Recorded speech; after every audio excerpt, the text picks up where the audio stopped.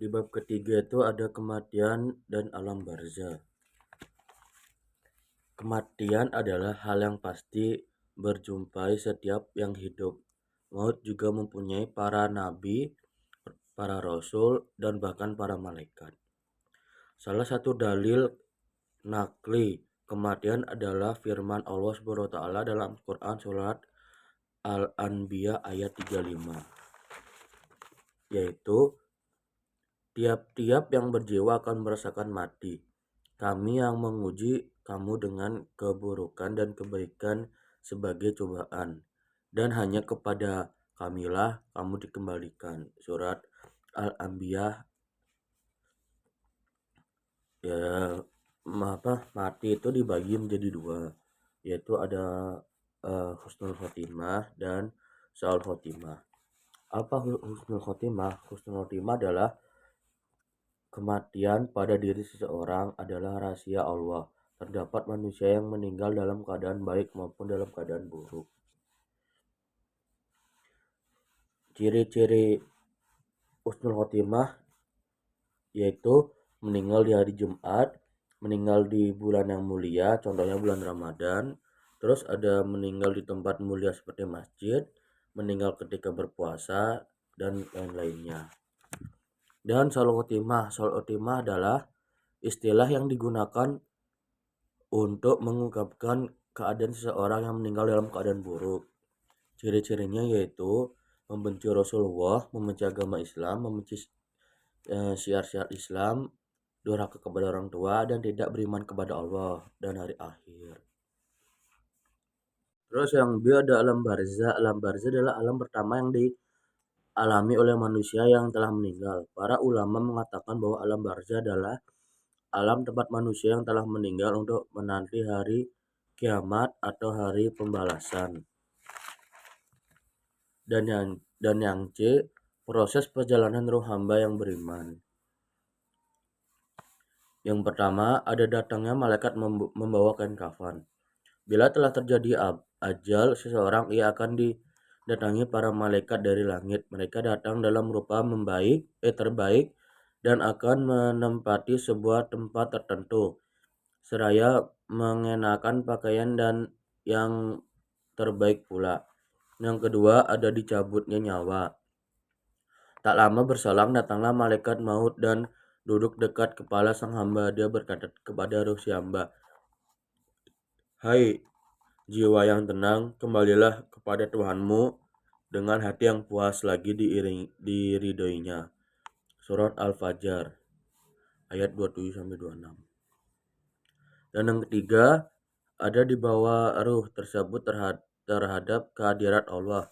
Setelah ruh terpisah dari jasad hamba yang beriman, tercium aroma semenjak wangi sampai-sampai memenuhi dunia.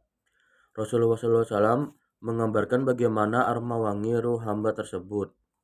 Aroma itu keluar dari ruh bagaikan minyak kasturi yang paling wangi yang pernah engkau temukan di muka bumi.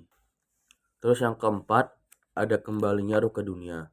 Ruh dikembalikan ke dunia dan ia melihat bagaimana jasadnya dikebumikan. Sebelum dikubur, roh itu diperlihatkan bagian nasibnya di dalam kubur. Terus yang kelima, ada pertanyaan Munkar dan Nakir. Ruh manusia dikembalikan ke jasadnya untuk menghadapi pertanyaan malaikat Munkar dan Nakir. Hanya Allah yang mengetahui proses tersebut karena alam barzah berbeda dengan alam dunia. Saat itu mayat dapat mendengar suara sandal orang-orang yang pergi meninggalkan di kuburannya. Dan yang keenam, ada nikmat kubur. Setelah semua pertanyaan dijawab, maka terdengar seruan dari langit yang membenarkan apa yang disampaikannya, memerintah para malaikat untuk mengubah kuburannya menjadi salah satu taman surga.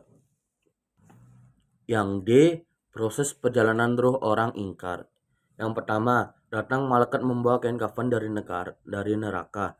Bila telah tiba ajal, orang ingkar dan orang zalim turunlah pada para malaikat dengan rupa yang menakutkan dan menyeramkan. Mereka berlaku kasar, keras, dan berwajah hitam legam.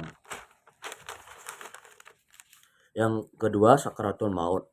Ruh tersebut takut dan ingin bersembunyi. maka segeralah dicabut oleh malaikat maut dengan kasar seperti menarik batang pohon yang berduri dari kain yang basah. Yang ketiga, ditolaknya roh menuju kehadiran Allah. Setelah roh terpisah dari jasad, tercium aroma yang busuk dari roh orang tersebut hingga para malaikat yang ada di langit dan yang ada di bumi mengutuknya. Terus yang keempat, ada dikembalikannya ruh ke dunia. Allah Subhanahu wa taala memerintahkan untuk ditulis nama si ruh di sijin. Setelah itu dilemparkan ruh kembali ke dunia karena ia tak pantas mendapatkan kemuliaan dan kehormatan di langit.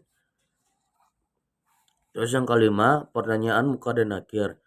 Dihampiri sang mayit oleh dua malaikat, kemudian ia ditanya dengan 4 pertanyaan tentang Tuhan, agama, Rasul, dan kitabnya. Ia tidak bisa menjawab semua pertanyaan tersebut dan layaknya orang yang linglung. Terus yang keenam, ada siksa kubur. Di dalam kesakitannya ia ditinggalkan sendiri dalam kegelapan ketakutan yang mencengkam menyelimuti dirinya. Datanglah sebujur seorang laki-laki berwajah buruk, berpakaian jelek, beraroma menyengat. Sang mayit ketakutan dan berkata, "Siapa engkau? Sungguhnya buruk wajahmu. Pergilah kamu dari sini." Laki-laki buruk rupa itu pun menyampaikan, "Ini adalah harimu di mana engkau dijanjikan. Aku adalah amal burukmu. Demi Allah, aku tidak tahu engkau, kecuali hamba menaati Allah dan cepat bermaksiat padanya. Semoga Allah membalas keburukannya." Dan terakhir yang E, membiasakan sikap jujur dan bertanggung jawab. Dari penjelasan tentang kematian dan alam basa di atas, dapat dipahami bahwasanya setiap makhluk yang bernyawa pasti akan mengalami kematian. Manusia yang bisa hidup sementara di dunia dan tempat yang kekal adalah akhirat, hingga sebagai orang yang beriman hendaknya mempersiapkan bekal amal soleh yang sebanyak-banyaknya ketika ia di dunia menuju kebahagiaan di akhirat. Sekian dari saya. Assalamualaikum.